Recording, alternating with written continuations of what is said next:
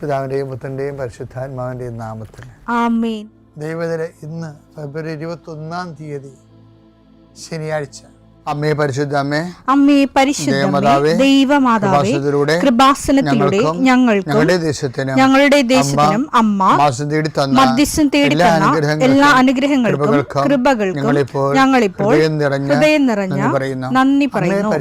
അമ്മേ പരിശുദ്ധമേ, ദൈവമാതാവേ, 2004 ഡിസംബർ 7 ഉച്ചകഴിഞ്ഞ് 2:30 കൃപാസനത്തിൽ സംഭവിച്ച അമ്മയുടെ പ്രത്യക്ഷപ്പെടലിനെ കുറിച്ച് തിരുസഭയ്ക്ക് സമർപ്പിച്ചിരിക്കുന്ന പഠനരേഖകളുടെ സഭാത്മകമായ പഠനം ആരംഭിക്കുവാൻ ഞങ്ങൾ പ്രാർത്ഥിക്കുന്നു. അമ്മേ പരിശുദ്ധമേ, ഭൂസ്വർലോകങ്ങളുടെ രാജ്ഞിയായ അങ്ങേയ്ക്ക് ഭൗമസംരക്ഷണത്തിനായി പ്രപഞ്ചപ്രകൃതിയെ തന്നെ തിരുസഭ പ്രതിഷ്ഠിക്കുവാൻ ഈ പ്രത്യക്ഷീകരണം വഴി ഇടയാക്കണമേ. പരിശുദ്ധമേ, ജപമാല മാതാവേ, സകല കൃപാസനം പ്രാർത്ഥനയോടും ചേർത്ത് ഞങ്ങളിപ്പോൾ പ്രാർത്ഥിക്കുന്ന ഈ കുടുംബത്തിന്റെ പ്രത്യേക നിയോഗം പറ മക്കളെ.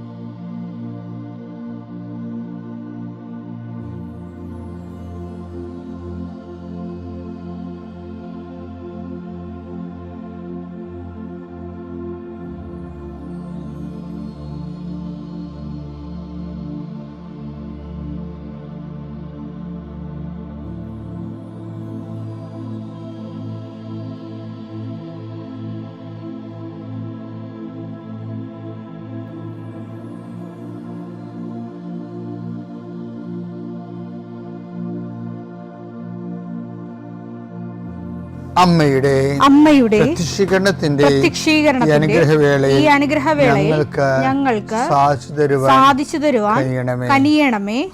ആമേൻ. വിശ്വാസ പ്രമാണം. സർവശക്തനായ പിതാവും ആകാശത്തിന്റെയും ഭൂമിയുടെയും സൃഷ്ടാവുമായ ദൈവത്തിൽ ഞാൻ വിശ്വസിക്കുന്നു. അവിടുത്തെ ഏകപുത്രനും ഞങ്ങളുടെ കർത്താവുമായ ഈശോമിശിഹായിലും ഞാൻ വിശ്വസിക്കുന്നു. ഈ പുത്രൻ പരിശുദ്ധാത്മാവിനാൽ ഗർഭസ്ഥനായി കന്യകാമറിയത്തിൽ നിന്ന് പിറന്ന് പൊന്തിയോസ് പീലാത്തോസിന്റെ കാലത്ത് പീഡകൾ സഹിച്ച് കുരിശിൽ തറയ്ക്കപ്പെട്ട് മരിച്ച് അടക്കപ്പെട്ട് പാതാളങ്ങളിൽ ഇറങ്ങി മരിച്ചവരുടെ ഇടയിൽ നിന്ന് 3-ാം നാൾ ഉയർത്ത് സ്വർഗത്തിലേക്ക് എഴുന്നള്ളി സർവശക്തിയുള്ള പിതാവായ ദൈവത്തിന്റെ വലതുഭാഗത്തിരിക്കുന്നു. അവിടെ നിന്ന് ജീവിക്കുന്നവരെയും മരിച്ചവരെയും വിധിക്കുവാൻ വരുമെന്നും ഞാൻ വിശ്വസിക്കുന്നു. പരിശുദ്ധാത്മാവിലും ഞാൻ വിശ്വസിക്കുന്നു. വിശുദ്ധ കത്തോലിക്കാ സഭയിലും പുണ്യവാന്മാരുടെ ഐക്യത്തിലും പാപങ്ങളുടെ മോചനത്തിലും ശരീരത്തിന്റെ ഉയർപ്പിലും നിത്യമായ ജീവിതത്തിലും ഞാൻ വിശ്വസിക്കുന്നു. ആമേൻ. സ്വർഗ്ഗസ്ഥനായ ഞങ്ങളുടെ പിതാവേ, അങ്ങയുടെ നാമം പൂജിതമാകണമേ. അങ്ങയുടെ രാജ്യം വരണമേ. അങ്ങയുടെ തിരുമനസ് സ്വർഗത്തിലെ പോലെ ഭൂമിയിലും ആകണമേ. അന്നു വേണ്ടുന്ന ആഹാരം ഇന്ന് ഞങ്ങൾക്ക് തരണമേ. ഞങ്ങളോട് തെറ്റ് ചെയ്യുന്നവരോട് ഞങ്ങൾ ക്ഷമിക്കുന്നത് പോലെ ഞങ്ങളുടെ തെറ്റുകൾ ഞങ്ങളോടും ക്ഷമിക്കണമേ. ഞങ്ങളെ പ്രലോഭനത്തിൽ ഉൾപ്പെടുത്തരുതേ, തിന്മയിൽ ഞങ്ങൾ രക്ഷിക്കണമേ. ആമേൻ. നന്മ നിറഞ്ഞ മറിയമേ, സ്വസ്തി. കർത്താവ് അങ്ങയുടെ കൂടെ സ്ത്രീകളിൽ അങ്ങ് അനുഗ്രഹിക്കപ്പെട്ടവളാകുന്നു. അങ്ങയുടെ ഉദരത്തിൻ ഫലമായി ഈശോ അനുഗ്രഹിക്കപ്പെട്ടവനാകുന്നു. പരിശുദ്ധ മറിയമേ, തമ്പുരാന്റെ അമ്മേ, പാപികളായ ഞങ്ങൾക്ക് വേണ്ടി ഇപ്പോഴും ഞങ്ങളുടെ മരണസമയത്തും തമ്പുരാനോട് അപേക്ഷിക്കണമേ. ആമേൻ.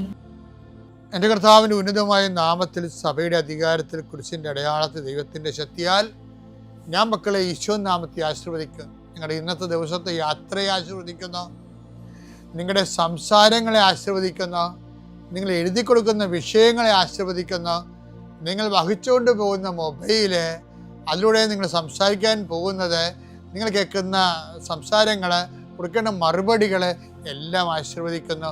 നിങ്ങൾ കൈമാറുന്ന രേഖകൾ, വാങ്ങിക്കുന്ന രേഖകൾ, കാത്തിരിക്കുന്ന രേഖകൾ, നിങ്ങൾ പ്രതീക്ഷിക്കുന്ന ഡേറ്റുകൾ കർത്താവിൻ്റെ നാമത്തിൽ ആശീർവദിക്കുന്നു.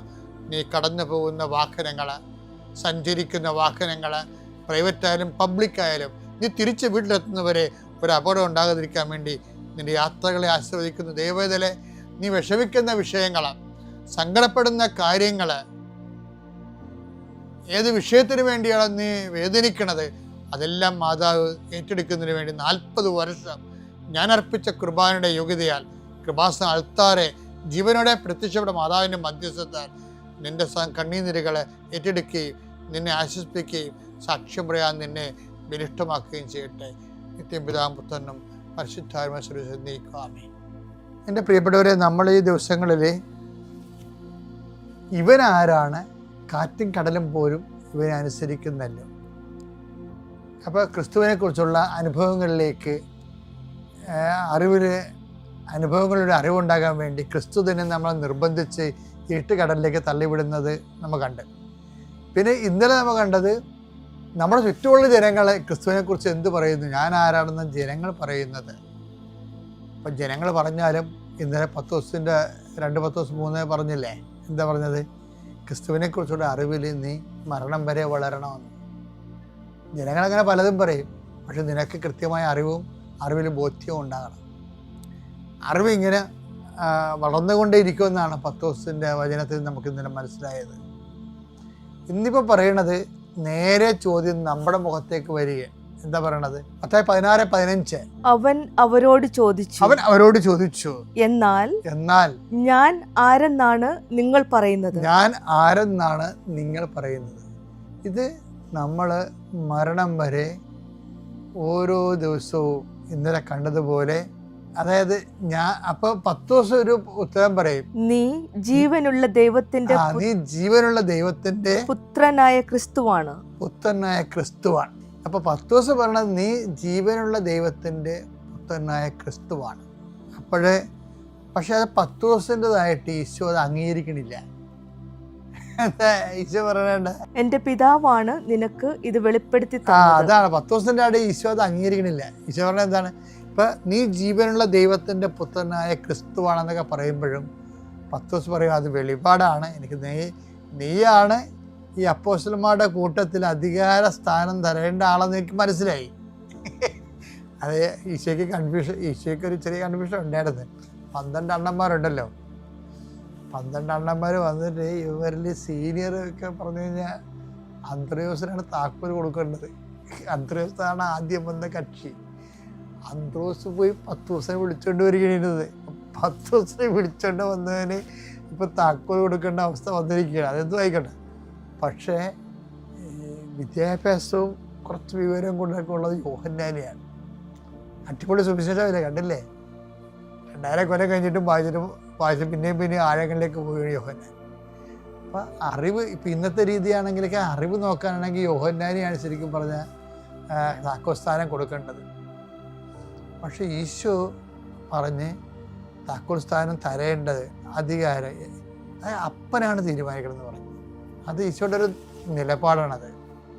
ഞാനല്ല, നിനക്ക് പണ്ട് സെബദി പുത്രന്മാരോടും പറയുമ്പോൾ എന്താ പറയണത്? ഞാനല്ല, എൻ്റെ ഇടത്തോ വലത്തോ ഇരിക്കുന്നത് ആരാണെന്ന് തീരുമാനിക്കുന്നത് അപ്പനാണെന്ന് പറയും, പിതാവായ ദൈവമാണെന്ന് പറയും. അതെന്നെ ഇപ്പോഴും പറഞ്ഞിരിക്കണത്. അപ്പയോട് ചോദിക്കണം, അപ്പ ഇതിൽ ആരാണ് 12 പേരിൽ ഒന്നാമൻ ആരാണെന്ന് ചോദിക്കും. എന്താണ് അതറിയാൻ വേണ്ടിയാണ് ഈശോ ചോദ്യം എടുത്തത്. അതായത് അധികാരം വരണത് ഈശോയെക്കുറിച്ചുള്ള അറിവിലൂടെയാണ് വരണത്. പക്ഷെ ഈ അറിവെന്ന് പറയണത് പുസ്തകം വായിച്ച ഗവേഷണം നടത്തുന്ന അറിവല്ല. അഭിഷേക വിധി പ്രകാരമുള്ള അറിവുണ്ട്. പുസ്തകം വായിക്കുന്നതും ഗവേഷണം നടത്തുന്ന അറിവ് തന്നെയാണത്, ബേസ്മെൻ്റാണ്.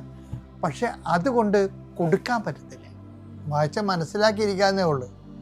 മറ്റേ അഭിഷേക വിധി പ്രകാരം അറിവെന്ന് പറഞ്ഞു കഴിഞ്ഞാൽ അവന് ഈ ചൂട് പൊട്ടറ്റോ കിട്ടിയ പോലെയാണ്. അത് കൈ വെച്ചുകൊണ്ടിരിക്കാൻ പറ്റത്തില്ല, അവൻ അപ്പത്തിന് ആർക്കും കൊടുക്കും.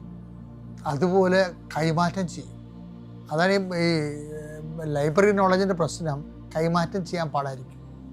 അവനത് ആർജിച്ചെടുക്കണതല്ലേ. മറ്റത് പിതാവ് നൽകണതാണ്. പിതാവ് നൽകുന്നത് കാണുമ്പോൾ അത് അഭിഷേക വിധി പ്രകാരമാണ്. അത് കൈമാറ്റം ചെയ്യാൻ പറ്റും. കൈമാറ്റം ചെയ്യാൻ വേണ്ടിയാണ് കൊടുക്കുന്നത്. അപ്പം അതുകൊണ്ട് അങ്ങനെ ഒരു അറിവുണ്ട്.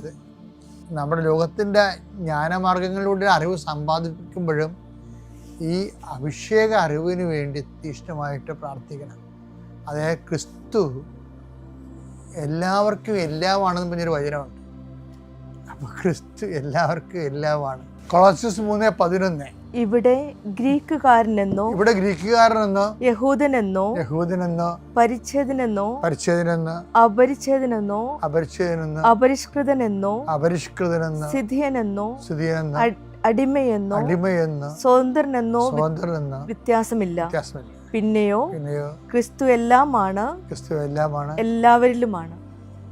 ക്രിസ്തു എല്ലാമാണ്, എല്ലാവരിലുമാണ്. എന്ന് വെച്ച് കഴിഞ്ഞാൽ ക്രിസ്തുവിൽ ഒരു മനുഷ്യന് ആവശ്യമായ എല്ലാം ഉണ്ട്. പിന്നെ എന്താണ്, എല്ലാത്തരം മനുഷ്യരും ക്രിസ്തു സംരംഭനാണെന്നുള്ളതാണ്. അപ്രോച്ചബിളാണ്, അപ്രിഹെൻഡഡ് ആണ്. അപ്പം ക്രിസ്തുവിനെ കുറിച്ചുള്ള ഈ പ്രാതിഭാസിക ജ്ഞാനമില്ലേ, അതിൻ്റെ ആ പ്രക്രിയകളോട് തന്നെ ഇങ്ങനെ ഗ്രോത്ത് ചെയ്തുകൊണ്ടേയിരിക്കും.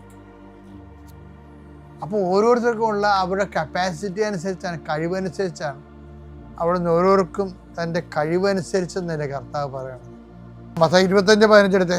അവൻ ഓരോരുത്തന്റെയും കഴിവനുസരിച്ച് ഒരുവന് 5 താലന്തും മറ്റൊരുവന് 2 വേറൊരുവന് 1 കൊടുത്ത ശേഷം യാത്ര പുറപ്പെട്ടു. അപ്പം ഈ നമുക്ക് ദൈവം നൽകുന്ന മോഡ് ഓഫ് ഗിവിങ് അങ്ങനെയാണ്. ക്രിസ്തുവിനെ കുറിച്ചുള്ള അറിവ് ഇതുപോലെയാണ്. അവനവൻ്റെ കഴിവനുസരിച്ചാണ്. അവൻ്റെ കഴിവെന്ന് പറയുന്നത് എന്താണ്? അവനവൻ്റെ ദൈവസ്നേഹം, അവനവൻ്റെ വിശ്വാസം, അവനവൻ്റെ പ്രത്യാശ, അവന് വേണ്ടിയുള്ള അവനവൻ്റെ സാക്ഷ്യ ജീവിതം, അവനവൻ്റെ കൈമാറ്റം പ്രവേഗം. കർത്താവിന് കൈമാറണം എന്നുള്ള പ്രവേഗമുള്ളവനാണ്, അതിൻ്റെ ആണ് കഴിവെന്ന് പറയുന്നത്. അതനുസരിച്ച് അവൻ കർത്താവിന് അവന് അഭിഷേകം കിട്ടിക്കൊണ്ടിരിക്കും.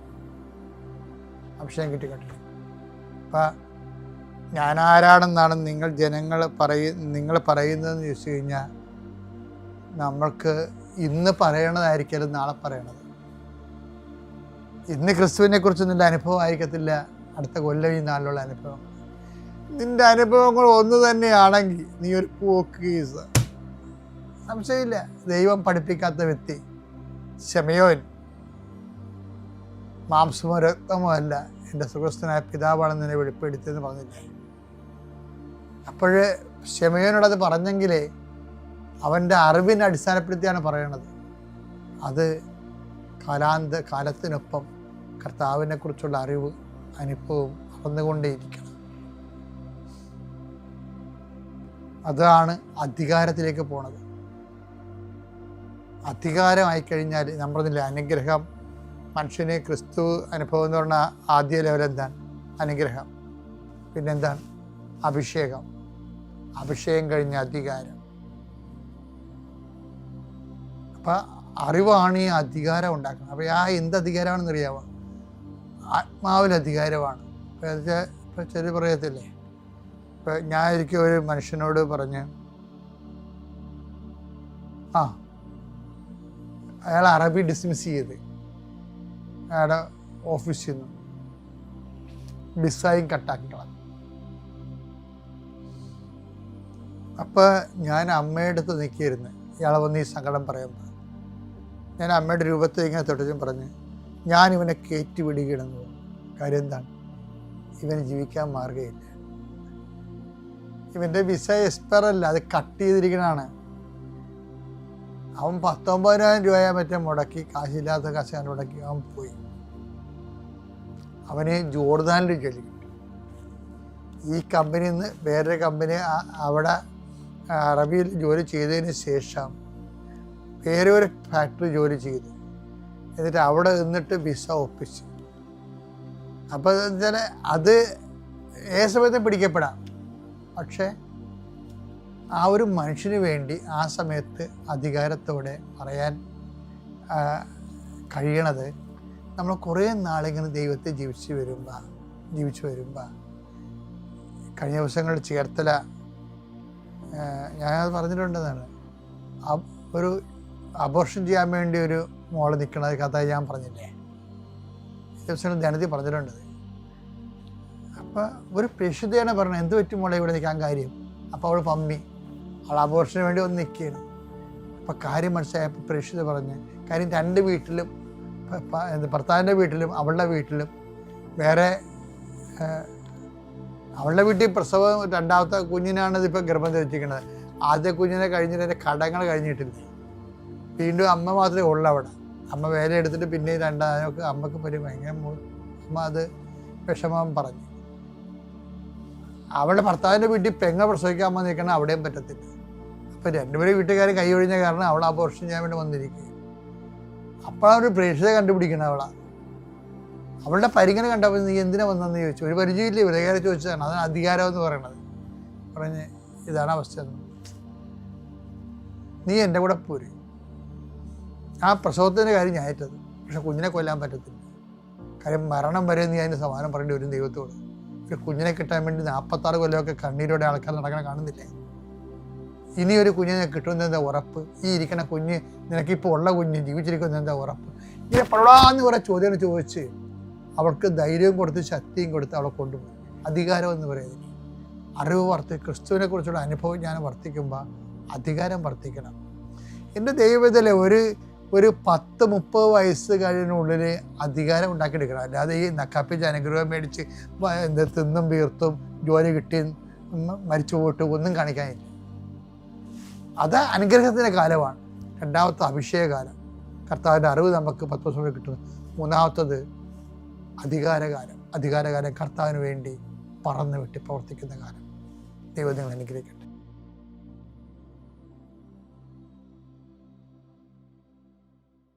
അത്യപൂർവ ദൈവാനുഭവങ്ങൾ ഇനി നിങ്ങൾക്കും സ്വന്തം.